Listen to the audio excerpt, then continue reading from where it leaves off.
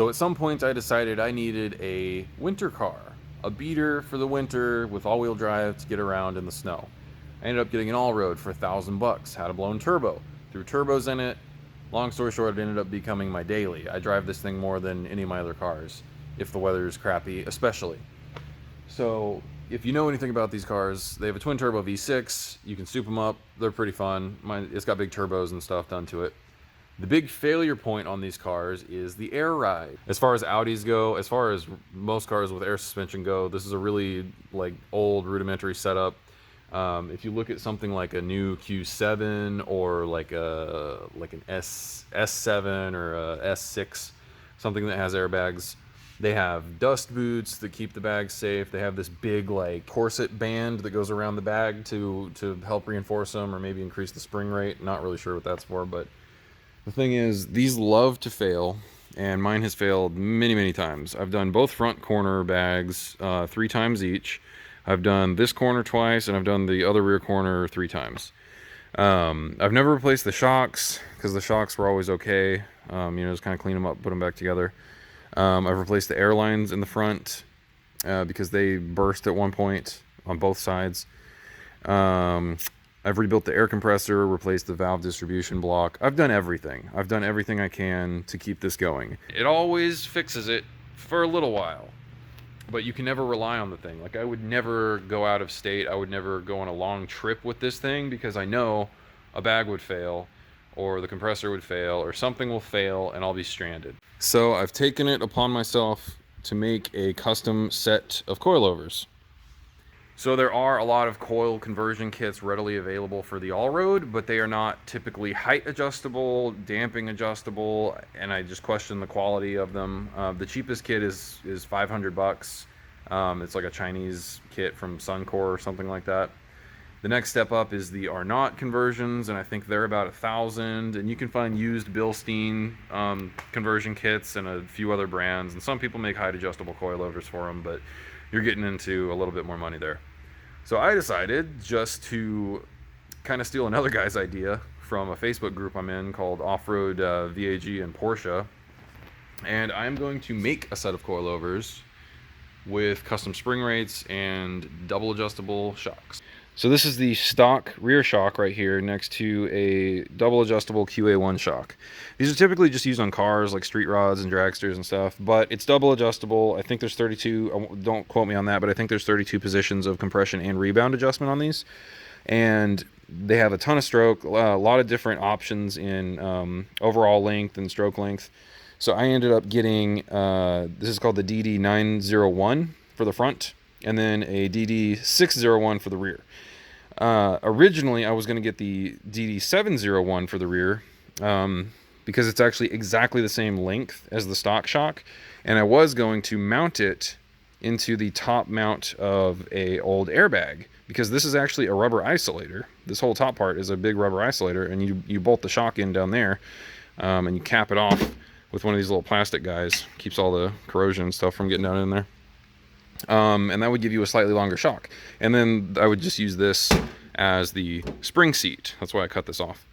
But the problem with that is that boss down in there where the shaft goes in is extremely deep. You can see how much thread we have on this old shock versus the new QA1. It just does not have enough thread up here to make it all the way through there. So it can't be, and it's also obviously much thicker. You would have to drill that guy out, which is what I was going to do, but it's just not long enough. And then the nut is so big, you can't get a socket in here because it's a 22 millimeter nut versus a 16 millimeter nut. So on the bottom, it's going to be much more simple. This is actually the bottom of the shock, but you just put your bearing in there, and then I'm going to have to get spacers on either side that match the overall thickness of this guy, and then just get a new bolt. Simple enough. The front is going to be a little bit more complicated because of the all-wheel drive setup. The lower mount of the stock factory shock has a fork mount, so it actually kind of looks like this, and it goes around a skinny control arm, and then it goes to a maybe 3/4 inch, maybe inch thick shaft that goes up. This is all part of the shock, and then it's welded to the bottom of the shock body, and then that continues up to the actual shock. Due to that design, you can't use these typical eyelet mounts that these things have. So I have the other eyelet somewhere around here. So this is the top eyelet that you would normally have installed on top of the shock. So for the front, we are not going to be utilizing this. We're actually going to be doing some custom fabrication. So what I'll end up doing, and it'll make more sense when I have a shock in front of my camera here, so I'll just do that video then. Long story short, the front shocks are going to mount upside down, so you'd be looking at them like this on the car. And then I'm going to cut the fork part of the factory shock off, weld a piece of pipe that is the same diameter as this boss here onto the top of it. Very thick wall pipe, mind you. And then I'm going to cap it with a plate that has a hole in it and a nut welded to the bottom. So that way the shock will actually, this new shock will thread into that nut. I'm gonna have a jam nut on here, and then once it bottoms out, then you jam that jam nut, and that's what's gonna hold it on.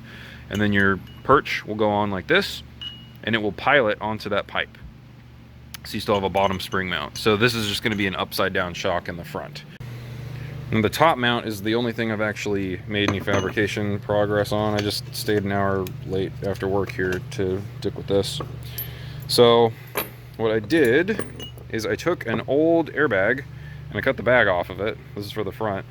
I took 4 M8 bolts and I ground the heads to points and then put it down on a piece of plate and hit it with a hammer on each corner. That gave me my dimples, and then I drilled out all the holes. Cut these plates out of a really thick piece of iron, angle iron. And this is going to be our top shock mount. So if you imagine, this is going to be in the car. Well, this is going to be replaced, actually, by this. But basically, this will bolt up under the strut tower. And then it's going to be the same thing as I showed you on the rear. We're going to have 2 of these little tabs. I mean, they're going to be, I still got to clean these up, but they're going to be just like that. And you're going to mount the shock right in the middle. Boom, boom, boom. It's going to be great. So since I'm cheap, I still haven't paid for any of this. The only thing I've actually paid for is the shocks. They had these locally at a performance shop, thankfully. So this is all just scrap I've collected over the years. These, interestingly, are off of an exhaust flange. So I had 2 of these 3-bolt exhaust flanges. Scrap. And they ended up being exactly the right hole diameter for the bearing that goes into the eyelets of the shocks. So I just cut these guys off. I'm going to weld or clamp them all together like so, and then we're gonna machine them all so that they're all exactly the same height and dimensions before we weld them to the plates. And then, you know, I'll paint everything, make it all pretty. The inspiration for this came from a post I saw on an off-road Volkswagen, Porsche, Audi club that I'm on Facebook. Group, not club. Somebody used Fox shocks to make a custom coilover setup for his, it was a Touareg or a Tiguan or something. And then I found out how cheap and universal Fox shocks can be, and then I found like a spring rate calculator thing. I figured out what spring rates I needed, measured my shocks, found out what shocks I needed. Ultimately, I ended up going with QA1 because you can get double adjustable ones for less than $300 a corner, so they're super cheap. So these are the adapter pucks that I made for the front end. This bottom part sleeves over the existing allroad fork, and then this nut welds into the top to accept the aftermarket QA1 shock, which is a 9/16 18 thread. Here you can see that I ground down the edge so that I could have a flatter weld on the nut. This is before welding. And this is after fully welding the nut into the puck.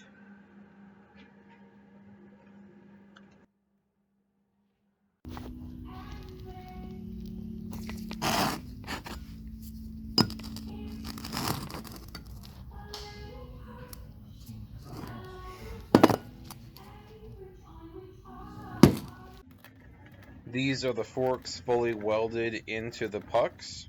They're a press fit and then welded. Here I'm measuring some scrap metal that I had from a previous big brake kit that I made for a customer car. Turned out that the hole size was just perfect for the bolt diameter. So I ended up cutting these off into 4 segments and then welding them into the old airbag top hats to make the top mounts for the rear of the QA1 shocks. This is what the tabs looked like before welding them into the top hats of the old airbags, and then after fully welding them in.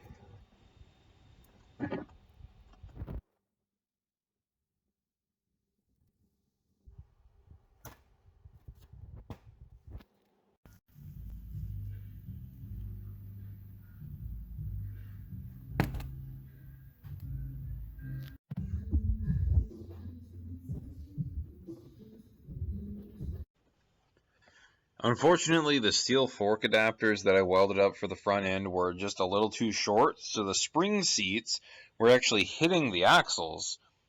This ended up meaning I needed to machine these little aluminum spacers that moved up the spring seats about an inch, giving me just enough clearance to clear the axles. At this point in the project, I stopped taking little video clips and I just started taking pictures. This is a picture of the top of the front mount of the QA1 coilover setup.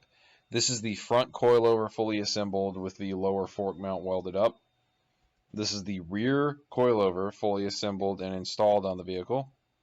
This is the front coilover, the lower end, rubbing on the front axle. This is the best angle to see it. The spring and the spring seat are hitting the axle before the spacer was installed.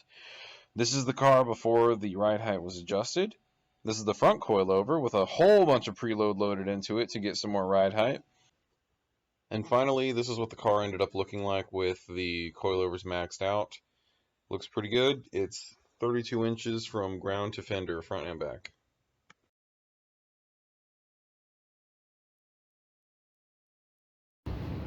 But seriously, everything turned out perfectly on this car.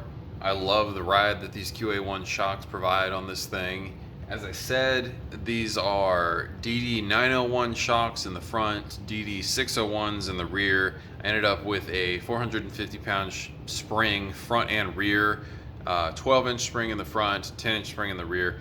I think in the future I'm going to go with a stiffer spring, probably like a 550 or something like that. I'm going to go with a longer 550 in the front, like a 14-inch, and then a longer 550 in the rear, like a 12-inch. So that way I don't have to preload the spring as much to get the ride height that I want on the thing. Because right now I am completely maxed out on the preload in the rear to get this ride height. And this is a pretty good ride height. It's, like I said earlier, 32 inches from ground to fender. And it's pretty good. It's not bad. Definitely nothing to complain about here. But, you know, if you wanted any more, there's nothing left to do. You'd have to get a different spring. So in the future, I'm going to get a stiffer, longer spring, front and rear, so that I can just, you know, there's more adjustability to it. That's all there is. But it rides great. The only thing that I will say about this whole custom coilover setup that I've done here is that it makes a lot more noise than a stock airbag setup does. And that's to be expected. The shocks that I went with are provided with a solid bearing mount, top and bottom. So instead of having a rubber mount, top and bottom, it is a press-in, like spherical bushing that goes into the little eyelet on the top and bottom of the shock.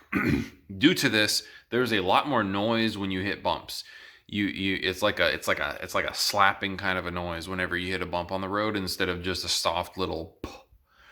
So that's something to get used to. It's a little bit annoying, but I think I'm going to get used to it pretty quickly. It still rides fantastically. There's just a little bit more noise when you hit bumps on the road. So overall, I think this was a fantastic upgrade, and I can't recommend it enough. I mean, fuck airbags.